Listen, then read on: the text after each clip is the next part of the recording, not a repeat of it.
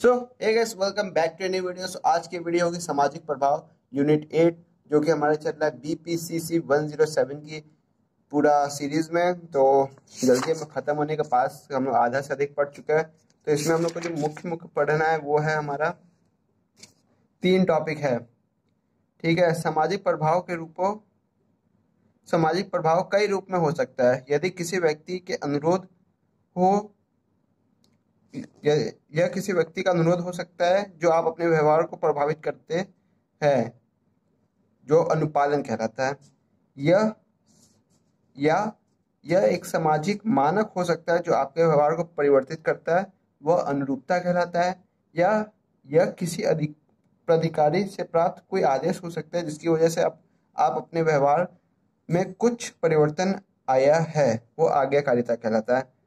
लगभग हर व्यक्ति सामाजिक परिवेश में जिसका आप तो अनुरूपता क्या है? लगभग हर सामाजिक परिवेश में जिसका आप अपने दैनिक जीवन में सामना करते हैं, उस परिवेश में स्वीकृत व्यवहार के बारे में कुछ नियम होते हैं। किसी को कैसा व्यवहार करना चाहिए, क्या नहीं करना चाहिए, यह उस नियमों को वर्णित किया जाता है। यह नियम मानदंड के रूप में जाने जाता है। जो परिवेशों में यह मानक औपचारिक स्पष्ट से उल्लेखित या लिखित रूप से स्पष्ट उल्लेखित होते हैं। उदाहरण के लिए पोस्ट ऑफिस में लगी हुई संकेत पट्टी, साइन बोर्ड, कृपया एक कतार बनाएं। हालांकि कई अन्य परिवेश में मानक औपचारिक, अंतर्निहित और उल्लेखित हो सकता है। अगर मान लो कि आप एक बैंक में गए और उसमें ये लाइन वाला सिस्टम नहीं है, लिखा नहीं कहीं लाइन लगाए, लेकिन सब लोग कतार में खड़े हैं, तो आप उस कतार का पालन करोगे या डायरेक्ट जो वहाँ पे फ्रंट पे जो डेस्क है डायरेक्ट उस डेस्क पे चले जाओगे? मानी बात है, आप एक कतार का पालन करोगे। तो वही कहा जा रहा है इसमें कि इसमें यह नियम सामाजिक मानदंड के रूप में होते हैं। जो सामाजिक मानदंड होता है, जो सब फॉलो कर रहा है, उसमें आपको ही फॉलो करना पड़ेगा। भले ही अगर आप अपनी क्लास में सबसे पीछे बैठे हो और आगे कुछ अनाउंसमेंट हुई और सब लोग ताली बजाए, तो आपको भी ताली बजानी पड़ेगी। आप ऐसा नहीं हो कि आप बिना ताली बजाए रहे हो। या मान लो क्लास में टीचर आए और आपकी हाइट कम है और आप पीछे बैठे हो और सब लोग खड़े हो गए और आपको दिखा नहीं कौन सा राय है कौन है, तो आपको भी खड़ा होना पड़ेगा एज ए रिस्पेक्ट देने के लिए उनको। ये अनुरूपता होती है। तो सोलोमन इस अनुरूपता के शोध के अग्रदूत रहे। तो उनके क्या है, सोलोमन ने इस घटना को प्रदर्शित करने के लिए एक शास्त्रीय क्लासिक प्रयोग किया। अपने बहुत ही न्यूनतम अध्ययन में वास्तविक सहभागिता 7-8 मिथ्या सहभागियों जिन्हें शोधकर्ता द्वारा लाया गया था और वह वास्तविक सहभागी की तरह लग रहे थे, के साथ बैठने की व्यवस्था की गई। उन्हें एक प्रत्यात्मक समस्या हल करने के लिए दी गई प्रत्यक्षणात्मक समस्या हल करने के लिए दी गई, जिसे उन्हें यह बताना था कि 3 तुलनात्मक रेखाओं में कौन सी रेखा की लंबाई मानक रेखा से मेल खाती है। कुछ अवसरों क्रांति प्रयासों पर मिथ्या सहभागियों ने जानबूझकर गलत उत्तर दिया।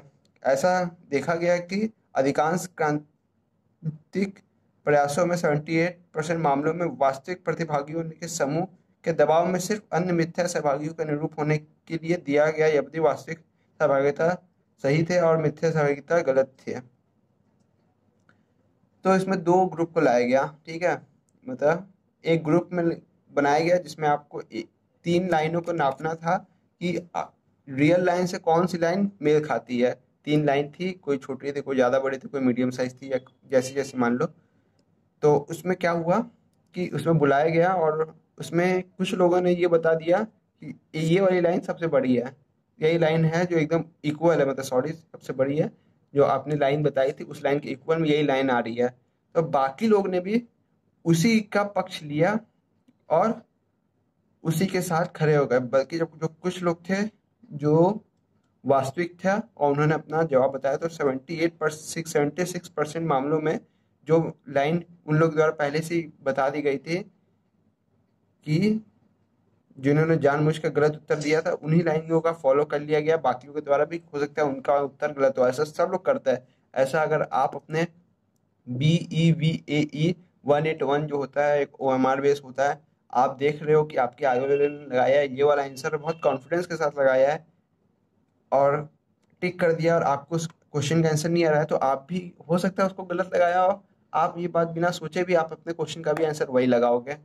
यही होता है देखा देखी का बात की एक अनुरूपता का मॉडल। एस ने बताया कि लगभग एक चौथाई शोध सहभागियों ने समूह द्वारा दिए गए उत्तर को कभी स्वीकार नहीं किया और इस तरह के समूह का दबाव आगे झुके नहीं।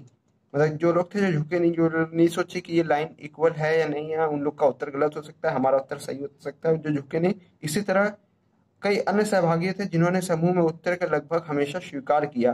तो जो उत्तर आ गया भाई वो स्वीकार किया, हम उन्होंने उतना देखा ही नहीं कि ये लाइन छोटी है बड़ी है, स्वीकार किया। तो अब आ जाता है अनुरूपता का प्रभाव। उसको आप लोग को और पढ़ना हो आप लोग पढ़ लेना।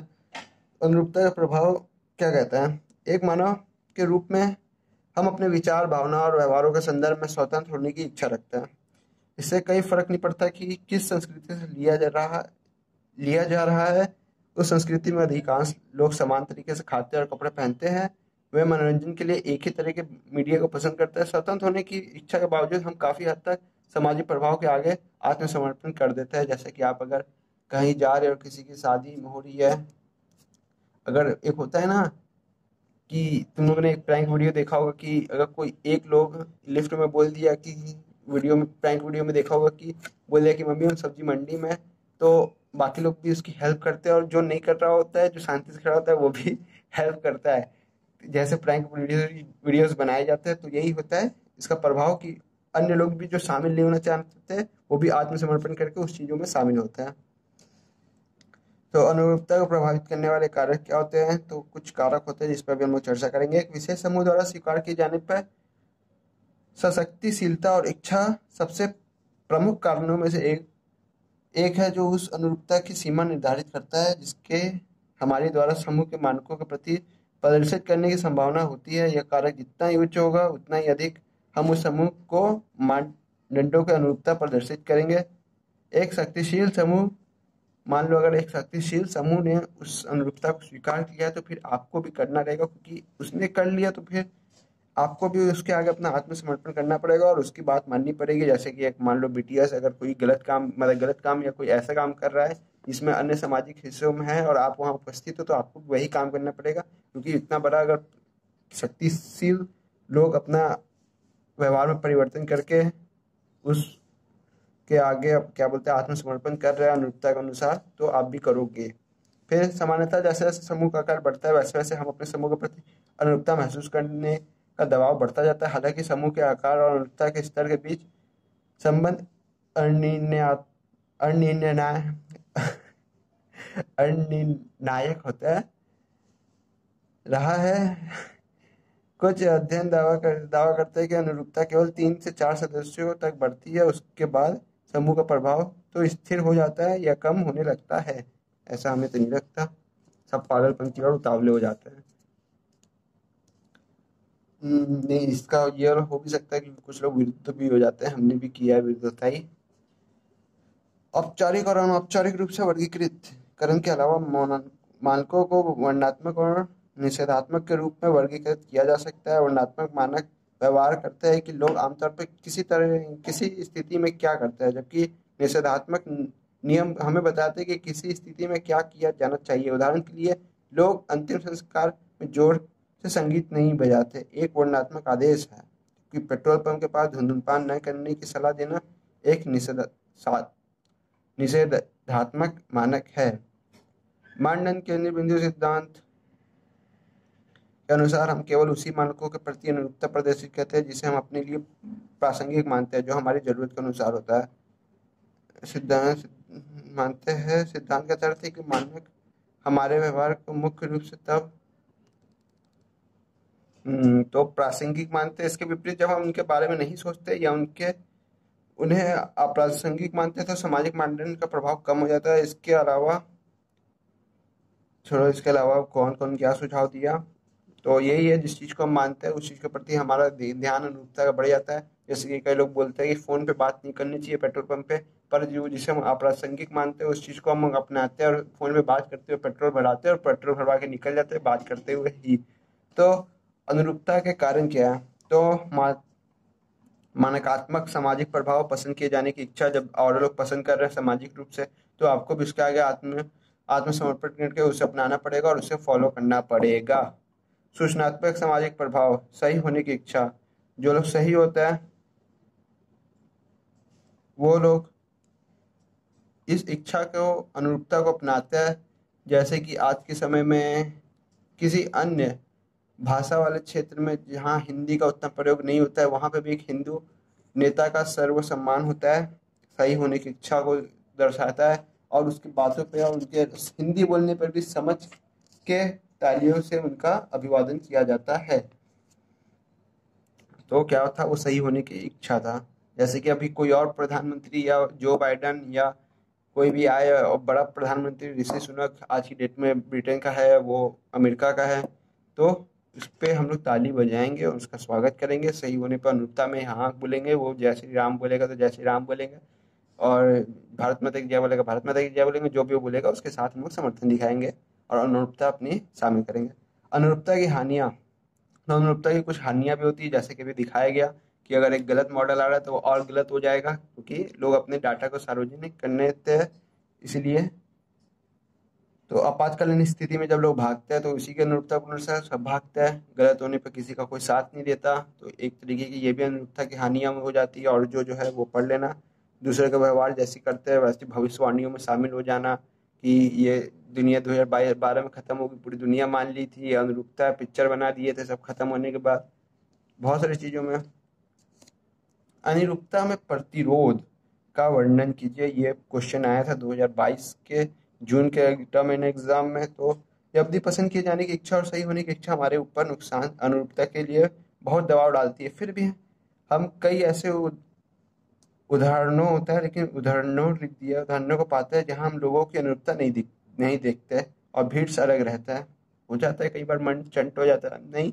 उदाहरण के लिए हालांकि लिंग का मानक कहते हैं कि पुरुष के बाल छोटे और महिलाओं के बाल लंबे होने चाहिए, फिर भी अक्सर हम इसके विपरीत होते हैं। हम लंबे बालों वाले पुरुषों और छोटे बालों वाली महिलाओं को देखते हैं। तो ये एक प्रॉब्लम है। प्रतिरोध हो, सब लोग समाज से अलग करते हैं कुछ ना कुछ, फिर कोई कितने ही अलग कर लेता है। इसका उदाहरण तो सोशल मीडिया पे भर भर के पड़ा हुआ है। हम्म, वही सोलेमस का दिया हुआ है कि जिन्होंने 24% लोग ने अपना अनुरूप एकदम चुना, और बाकी गलत लोगों का, जो लोग सब लोग सही मान रहे थे, अनुरूपता का पालन कर रहे थे, उसके खिलाफ 24% लोगों ने अपना मत दिया और सही लाइन का प्रयोग किया। और फिर इसमें एक पॉइंट है, व्यक्तिगतता बनाए रखने की आवश्यकता। लोग अपने व्यक्तित्व को बनाए रखना चाहते हैं और उसे दूसरों के सामने प्रदर्शित करता है। व्यक्तित्व नियंत्रण बनाए रखने की आवश्यकता, क्या है, व्यक्तिगता पर्सनैलिटी से हो गई। व्यक्तिगत नियंत्रण, कि अपने ऊपर नियंत्रण बनाए रखना और दूसरों के आगे आत्मसमर्पण ना करना। और दूसरों के आगे आत्मसमर्पण का मतलब है कि दूसरे की अनुरूपता में शामिल ना होना। व्यक्तिवादी को प्रोत्साहित करने वाले मानव, समाज में ऐसे भी कुछ समाज के कुछ ऐसे समूह जो सामाजिक बुराइयों के खिलाफ लड़ने में समाज की क्रांति लाने के लिए बनाए गए हैं। जैसे हर लोग होते हैं, जैसे कि न्यूटन, इन लोगों ने सिद्धांत दिया, इन लोग की ऐसी ऐसी चीज़ें हैं, तो लोगों ने क्या किया, प्रोत्साहित किया एक दूसरे को और पूरी दुनिया को बताया कि एकदम अलग धारणाएं स्टार्ट की। ऐसे समूह मानक तो वही समूह होते हैं जिसे लोग मार्क्सवादी कम और क्या बोलते हैं यार, बहुत सारे वादी होते हैं, कहीं कहीं हमें याद नहीं आ रहा, अभी पहले बहुत याद थे।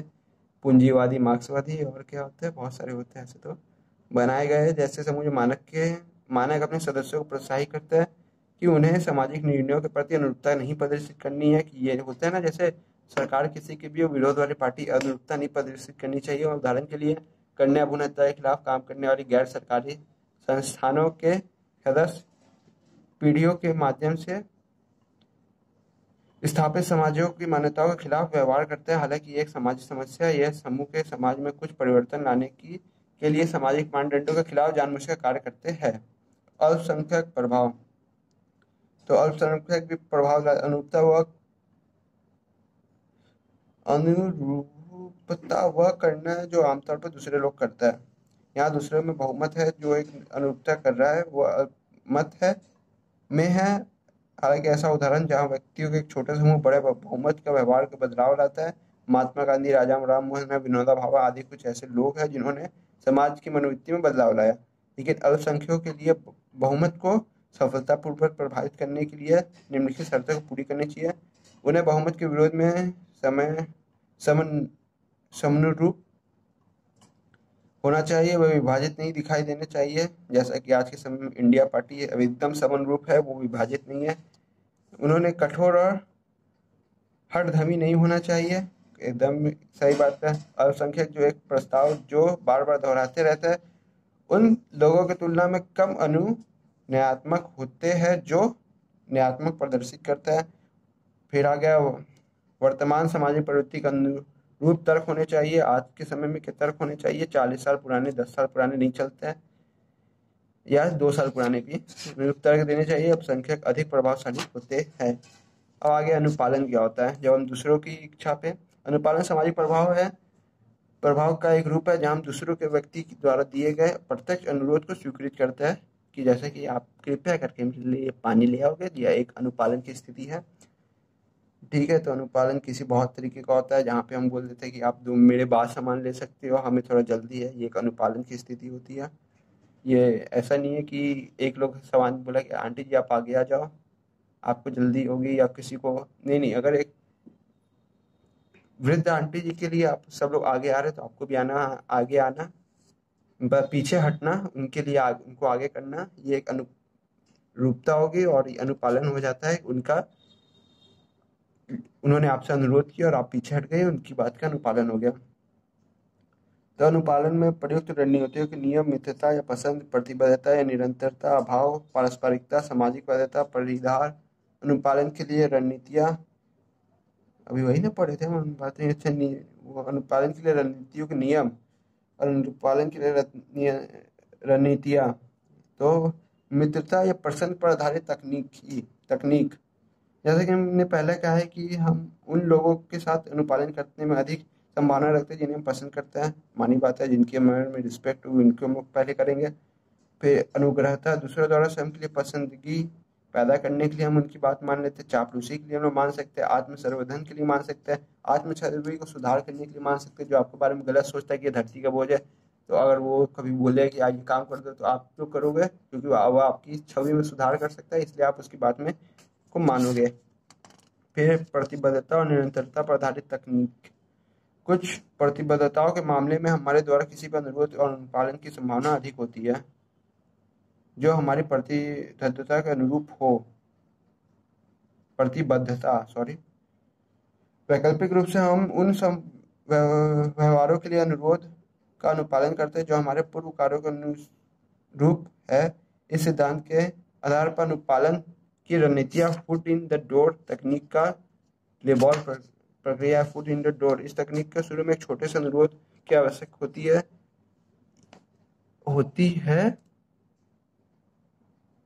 क्या आँख में चला गया है, होती है। इस सौदे से कई तरह की डिजाइन किया जाता है कि लक्ष्य आसानी से इसे स्वीकार कर ले। एक बार जब हम लक्ष्य का अनुरोध को स्वीकार कर लेते हैं तो लक्ष्य को बड़ा कर दिया जाता है और वास्तविक अनुरोध किया जाता है। इस मामले में लक्ष्य द्वारा इस बड़े अनुरोध को स्वीकार करने की अधिक संभावना होती है, क्योंकि इसे स्वीकार करना उसके पूर्व कार्यों का अनुरूप नहीं होता। हाल में एक प्रसिद्ध कंपनी ने भारत में अपनी मोबाइल संचार सेवा शुरू की। उन्होंने शुरू के कुछ महीने के लिए अपने ग्राहकों को मुफ्त कॉलिंग और डेटा की पेशकश की। बाद में उन्होंने ग्राहक से वसूल लगा दिया जो अन्य सेवा प्रदाताओं को दरों के साथ कमोबेश समान थी। अभी तक परिणामों से पता चलता है कि उपयोगकर्ता का एक बड़ा हिस्सा उसी नेटवर्क का सेवा प्रदाता के साथ जारी रहा है। हमें लगता है ये बात शायद ये जियो की कर रहा है क्या, ये जियो ही था जो फ्री में पहले किया फिर पैसा लगा दिया।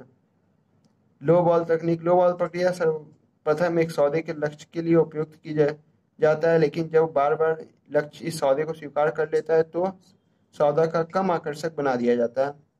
होता है कि जैसे कि आप फ्लिपकार्ट पर सामान लो, हर बार आपको 10% डिस्काउंट दे, फिर उसको कम आकर्षक बना दिए तो फिर 5% डिस्काउंट दे, तब भी आप वहीं से सामान लोगे। पारस्परिकता पर आधारित तकनीक, अगर किसी ने अतीत में कुछ एहसास किया, मतलब पास्ट में कुछ एहसास किया, तो वो उस व्यक्ति द्वारा किए गए किसी अनुरोध को स्वीकार करने की अधिक संभावना रहती है कि अदिति ने कुछ एहसास किया कि ये थोड़ा गरीब था, ये था, वो था, बीमारी से ग्रस्त था, तो इस सिद्धांत का उपयोग किया जाता है डोर इन द फेस तकनीक और डेट इन ऑल तकनीक। अभाव पर आधारित तकनीक क्या कहती है? कोई चीज़ जो दुर्लभ है वह अधिक मूल्यवान प्रतीत होती है। जो दुर्लभ है वो अधिक मूल्यवान प्रतीत होती है। जैसे कुछ कॉइन्स होता है दुनिया में जो बहुत कम होते हैं, 6 पीस होते हैं, 5 पीस होता है, या जैसे 786 का कोई नोट छपते तो बहुत सारे, लेकिन कभी आपको किसी भी नोट के बंडल में दिखाई नहीं देता। इस प्रकार ऐसी दुर्लभ वस्तु का ध्यान केंद्रित होता है और उससे अनुरोध आमतौर पर अधिक ध्यान से आकर्षित होते हैं और उसका पालन करते हैं। आज्ञाकारिता क्या होती है? जहाँ पे कोई आपको आज्ञाकारिता दे दिया और आपने फिर उसे स्वीकार करना रहता है। जैसे आपके टीचर ने आदेश दे दिया कि क्लास को एकदम शांतिपूर्ण बनाए रखना है, या संडे को 26 जनवरी है, अब आपको आना पड़ेगा, नहीं तो आपको 3 दिन सस्पेंड कर दिया जाएगा, किसी क्लास में आने नहीं दिया जाएगा, और फिर घर पे फैमिली की एक एप्लीकेशन के साथ आपको आना पड़ेगा चौथे दिन कि आपने क्यों नहीं आए आप 3 दिन, और क्यों नहीं उपस्थित है आप 26 जनवरी को। तो आज्ञाकारिता होती है जिसे माना जाता है। तो मिलीग्राम का प्रयोग क्या होता है? मिलीग्राम का प्रयोग प्राधिकारी के प्रति आज्ञाकारिता का अक्सर देखा जाता है।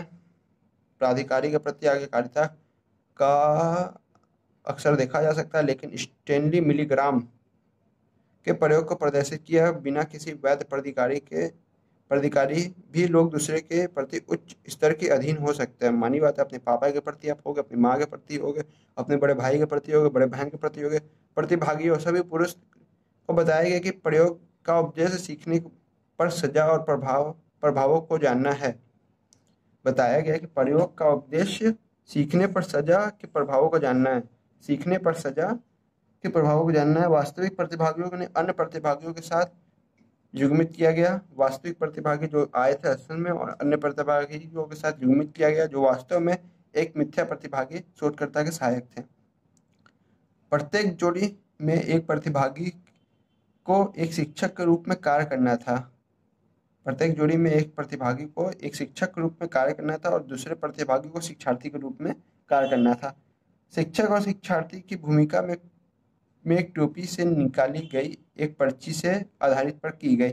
हालांकि पर्ची को पहले से ही तय तरीके से तैयार किया गया था ताकि असली प्रतिभागी को हमेशा शिक्षक की भूमिका मिले। असली प्रतिभागी को शिक्षक की भूमिका मिले। फिर उपकरण क्या थे? मिलीग्राम के प्रयोग में उपयुक्त उपकरण एक बोर्ड था जिसमें 15 वोल्ट से 450 वोल्ट तक के 30 स्विच थे। प्रतिभागियों को बताया कि प्रत्येक स्विच को दबाने से कुर्सी पर बैठने वाले व्यक्ति को झटका लगेगा। ठीक है, प्रत्येक स्विच को दबाने से उत्पन्न, ये तुम लोग को दिख रहा है कि नहीं? दिख ही नहीं रहा है तुम लोग का। प्रत्येक स्विच को दबाने से उत्पन्न सदमे की मात्रा उस स्विच के ऊपर उल्लेखित वोल्ट से मात्रा के बराबर बताई गई। स्विच पे लिखा हुआ था किस पे 50 वोल्ट है, किस पे 30 वोल्ट है, किस पे 100 वोल्ट है। वास्तव में किसी व्यक्ति को झटका नहीं लगता था, तो क्योंकि क्या लिखा गया था? प्रतिभागी हमेशा शिक्षक की भूमिका में रहा था, तो और शिक्षक की भूमिका में रहा था, और क्या शिक्षार्थी को झटका लगना था, तो शिक्षार्थी तो सब क्या बोलते सहायक थे उसके। कुर्सी पर बैठे व्यक्ति द्वारा एकमात्र वास्तविक झटका तीसरे बटन से हल्की मात्रा महसूस होता था। तीसरे बटन पर हल्का झटका था, वह सिर्फ इसलिए जिससे प्रतिभागी को लगे कि उपकरण वास्तविक था। तो ये उपकरण थे यहाँ पे। प्रत्येक युग में शिक्षार्थी मिथ्या प्रतिभागी ने अधिकतम एक सरल कार्य करना था। उस युग्म के पहले शब्द को सुनने के बाद पहले से याद किए गए युग्म के दूसरे शब्द को बोलकर बताना था। ठीक है, मतलब एक युग्म था, मतलब एक तालिका थी जिसमें से 2 चीज था और पहले से याद किया हुआ था, और बताना था। जब वो पूछेगा तो पहले का पहले बताना होगा, लेकिन वो दूसरा बताता था। शिक्षक की भूमिका में भाग लेने वाले वास्तविक प्रतिभागियों को शिक्षार्थी के लिए उन शब्दों को पढ़ना था और त्रुटियों पर शिक्षार्थी को दंडित करना था, यंत्र के माध्यम से बिजली का झटका देकर। ठीक है, असली प्रतिभागी यंत्र के सामने बैठा होता था। प्रयोगकर्ता जो प्रयोग कर रहा था उसके साथ मौजूद रहता था। सहायक शिक्षार्थी जो शिक्षार्थी बना था उसका सदमे को प्राप्त करने वाली कुर्सी पर बैठा था। वह वास्तविक प्रतिभागियों को दिखाई दे रहा था। ठीक है, प्रयोग के दौरान सीखने वाले जानबूझकर कई त्रुटियां की। हर बार जब उसने कोई त्रुटि की तो वास्तविक प्रतिभागी को शिक्षार्थी को एक झटका देना था। यदि वह हिचकिचाता था तो प्रतिभागी उस पर दबाव डालने की श्रृंखला के साथ झटका जारी रखने का दबाव डालता था। जैसे प्रयोग में आपको जारी रखना है, जैसे प्रयोग आपको जारी रखना है कि एक बार होता है ना कि कतराता है एक इंसान बटन दबाने से कि 100 वोल्ट का करंट है, तो उसको बोला जाता था प्रयोग आपको जारी रखना है। यह आवश्यक है कि आप जारी रखें, आपको पास और कोई विकल्प नहीं है, आप आगे बढ़िए। ठीक है, तो फिर परिणाम क्या हुआ? संकेत, परिणामों के संकेत मिलता है कि कुछ प्रतिभागियों ने 65% ने 444 वोल्ट तक की पूरी श्रृंखला के आगे बढ़े। ठीक है, कुछ प्रतिभागियों ने विरोध किया और प्रयोग को रोकने के लिए कहा। बाद में प्रयोगकर्ता की मांग पर आगे भी प्रक्रिया को जारी रखा। सहायक द्वारा 300 वोल्ट पर बेहोश होने का नाटक करने के बाद भी प्रतिभागी ने इसे जारी रखा। मतलब आज्ञाकारिता कितनी थी कि 300 वोल्ट पे कोई व्यक्ति बेहोश हो गया, उसके बाद भी उसे करंट का झटका दिया जा रहा था। ऐसे मामलों में प्रतिभागियों ने शिक्षार्थी को कई प्रतिक्रियाएं नहीं देने के लिए एक त्रुटि के रूप में देखने को कहा, इसलिए शिक्षार्थी को सजा जारी रखने इसमें निहित था। अन्य अध्ययनों में भी विभिन्न संस्कृतियों में भी बच्चों तथा वयस्कों के साथ समान परिणाम मिलने की पुष्टि की। मतलब अगर कोई शिक्षार्थी बेहोश हो गया और सवाल का जवाब नहीं दे पाया तब भी उसे झटका दिया। अरे भाई, और विनाशकारी आज्ञाकारिता के कारण कई सारे आज्ञाकारिता होते हैं जो विनाश होते हैं, जिसमें कॉमन सेंस सामने वाला यूज ही नहीं करता, जो आज्ञा का फॉलो करता है कि किस तरीके से प्रॉब्लम हो सकती है आगे। तो इसमें दिया आदेश का पालन करने वाले इस तथ्य को अपराध बोध मुक्त हो जाते हैं, ना कि अपराध बोध मुक्त हो जाते हैं कि वे केवल आदेश का पालन कर रहे थे, इसलिए वो आज्ञा मानने से संकोच नहीं करते। तो मिलीग्राम के इस प्रयोग में प्रतिभागियों को बताया गया कि शिक्षार्थी के कुसुम क्षेम वेल बींग के लिए जिम्मेदार नहीं है। मतलब वो सामने वाले की कंडीशन के अनुसार वो जिम्मेदार नहीं, क्योंकि वो तो एक आदेश का पालन कर रहे थे। तो आज्ञा देने वाले लोग आमतौर पर कुछ वर्दी या कुछ प्रतीक चिन्ह पहनते हैं जो उन्हें अधिकार के और शक्ति का प्रतीक है। हमारे समाज में सामान्य आदर्श नहीं है कि हम वरिष्ठों का पालन करें, इसलिए अधिकांश लोग आज्ञाओं का अवज्ञा नहीं कर सकते। मिलीग्राम के प्रयोग में प्रयोग करने वाले ने एक सफेद कोट पहना था, जिसमें प्रतिभागियों को लगा कि प्रयोग करने वाला एक डॉक्टर है। समझे? मतलब एक विशेष ड्रेस कोड से हम लोग ये समझ लेते हैं कि आज्ञा देने वाला एक विशिष्ट पहचान रखता है और एक अच्छा प्रोफाइल रखा है या एक अच्छी पावर रखता है, शक्तिशाली समुदाय से आता है। दूसरों को नुकसान पहुंचाने के लिए आदेश को सापेक्ष शक्ति को धीरे धीरे वृद्धि की जाती है। उदाहरण के लिए शुरुआत में पुलिस की टोली को आदेश दिया जा सकता है कि प्रदर्शनकारियों का एक समूह को गिरफ्तार कर लिया जाए, लेकिन बाद में विरोध करने पर समूह को क्रूर पिटाई करने का आदेश भी दिया जा सकता है। साथ ही मिलीग्राम के प्रयोग में प्रतिभागियों के शुरुआती शिक्षार्थी को हल्के झटके देने का निर्देश दिया गया और झटके की मात्रा श्रेणीबद्ध तरीके से बढ़ाया गया था। तो विनाशकारी आज्ञाकारिता से जुड़े घटनाक्रम इतनी जल्दी आगे बढ़ाते हैं कि आज्ञा का पालन करने वाले को व्यक्ति को कार्यों को प्रतिबिंबित करने और व्यवस्थित रूप से गतिविधियों के बारे में सोचने में समय ही नहीं मिलता। तुरंत उसको टोक दिया जा रहा था कि प्रयोग आपको जारी रखना है, आप इससे रोक नहीं सकते, आपको आगे बढ़ना है। विनाशकारी आज्ञाकारिता का प्रतिरोध हुआ, जैसे कि बताया गया कि कुछ लोग प्रयोग को छोड़ने के लिए उत्साहित हो गए, आदेशों की अवज्ञा करने में प्रतिमानों को दिखाया। कई लोग होते हैं जो किसी भी आदेश को नहीं मानते हैं, जगह जगह होता है, बीएचयू में भी हमारे होता है, किसी भी आदेश को नहीं माना जाता। यहाँ हर समय एबीवी पे धरना दे देता है छोटी छोटी बातों पे, तो जगह जगह होता है। तो और उसी को चलते धीरे से सारांश आ गया नीचे, तो आप लोग पढ़ लेना। कुछ ना समझ में आया तो आप कमेंट बॉक्स में कमेंट कर देना। मिलते हैं नेक्स्ट वीडियो में। कुछ चीज़ों पे प्रॉब्लम हो इग्नू से रिलेटेड या अन्य चीज़ों से रिलेटेड तो आप कमेंट बॉक्स में कमेंट कर सकते हो। और वीडियो अच्छी लगी है हम जानते हैं, तो वीडियो पे लाइक करना बहुत सारा, मतलब एक ही बार दबाना है तुम लोग को, लेकिन सब लोग को दबाना है। और चैनल पे सब्सक्राइब कर लेना अगर आप तक सब सब्सक्राइब नहीं किया आप लोगों ने तो। सब लोग देख देख के भाग क्यों जाते हो? हमें ये भी बात बताना कभी कमेंट करके। देख के भागने का क्या मतलब है? सब्सक्राइब कर लोगे तो क्या तुम्हारा क्या बहुत धन हमारे पास थोड़ी ना आ जाएगा कोई। तो मिलते हैं हमें एक नेक्स्ट लेवल के नेक्स्ट वीडियो में। Tata bye bye.